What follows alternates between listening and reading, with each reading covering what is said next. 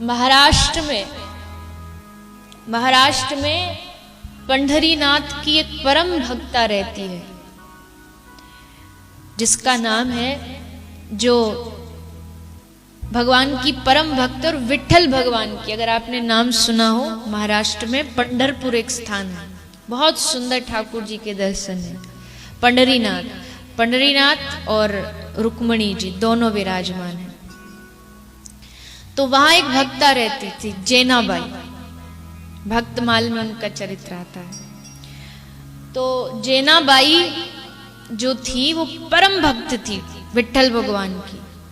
तो कबीर ने नाम सुना था, तो कबीर ने सोचा चलो दर्शन करके आते जैनाबाई के। आ गए कबीर उसके गांव में।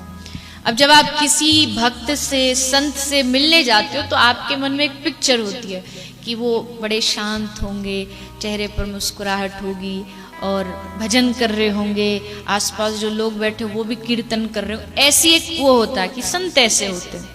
लेकिन वहां जैसे कबीर घुसे तो गांव में देखा बड़ी जोर से लड़ाई चल रही है। सब स्त्रियां इकट्ठी होकर, कुछ महिला लड़ रही हैं, और एक महिला की उसमें सबसे ऊंची आवाज है। तो कबीर ने किसी से पूछा कि भैया लड़ाई क्यों हो रही है, और ये जो मैया लड़ रही है ये कौन है? तो बोले ये जैनाबाई है। कबीर बोले ये जैनाबाई है? अरे हमने इसके बारे में इतना सुना, बड़ी भक्ता है, ऐसी है वैसी, और ये लड़ रही है इतनी ऊंची ऊंची आवाज से। मन में आया शायद गलत जगह आ गया, पर फिर लगा कि नहीं, कई बार संतों के हर काम में कुछ ना कुछ छुपा होता है, तो चलो पूछ लेते हैं। पूछा कि क्यों हो रही लड़ाई? बोले जैना इसलिए लड़ रही है, वो कह रही है कि उसके कुछ कंडे हैं। कंडे समझते हैं ना, उपले, गोबर, गाय के गोबर के। तो वो कुछ कंडे उसके कुछ महिलाओं ने ले लिए, अपने कंडों में मिला लिया। तो जैना कह रही है मुझे मेरे कंडे दो। महिला दे भी रही है कि ले लो जितना चाहिए, पर वो कहती है नहीं, मुझे मेरे ही वाले चाहिए, मैं अपने ही वाले लूंगी। अब ये कैसे पता चले कि इसके अपने कौन से और इसके पराये दूसरी महिलाओं के कौन से? कंडों पर कोई स्टैम्प थोड़ी लगी होती है कि ये उसके ये उसके, इसलिए लड़ रहे हैं। तो कबीर उसके पास गए। कबीर ने जैना से पूछा कि तू क्यों लड़ रही है? तो उसने बताया मुझे मेरे कंडे चाहिए। तो तेरे कंडों की क्या पहचान है? तब जैनाबाई ने कहा कि क्यों नहीं, मेरे कंडों की पहचान। क्या पहचान है? बोले कंडे उठाओ और कान से लगाओ।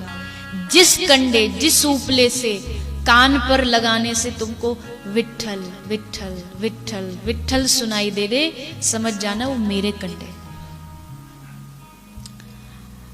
हद हो गई। ऐसा होता है कहीं कि निर्जीव वस्तुओं से भगवान की आवाज आए, ध्वनि आए, लेकिन भक्त है, कुछ भी कर सकता है। जिसको स्पर्श करे, जैसे पारस मणि होती है ना, लोहे को स्पर्श करती है सोना बना देती है। भक्त जिसको स्पर्श करता है उसको ही भक्त बना देता है, चाहे निर्जीव हो। तो इतिहास गवाह है। भक्तमाल कहती है, श्रीनाभा जी लिखते हैं कि जब उसके कंडों को कान से लगाया गया तो जैना के कंडों से सचमुच विठ्ठल विठ्ठल की आवाज सबने सुनी, सबने। तो भक्त के रोम रोम से भगवान नाम की ध्वनि आती है।